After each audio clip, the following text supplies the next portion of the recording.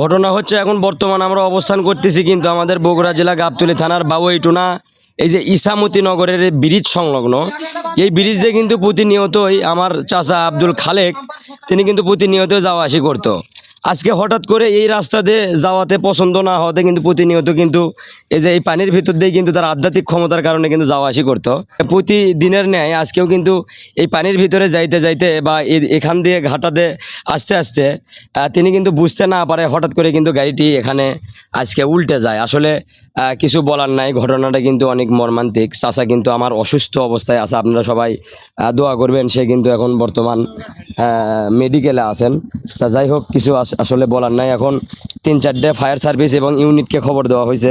অবশেষ কিন্তু 4-5টা সেই ফায়ার সার্ভিস ইউনিট যোগদান করার পরে গাড়িতে কিন্তু উদ্ধার করতে আমরা এদের সক্ষম হই। গাড়ির কিন্তু হেডলাইট মেডলাইট অনেক কিছু ভেঙে গেছে।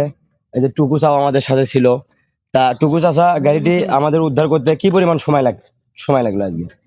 হঠাৎ হয়ে গেছে। কি হয়ে গেছে? হঠাৎ হচ্ছে কি? এটি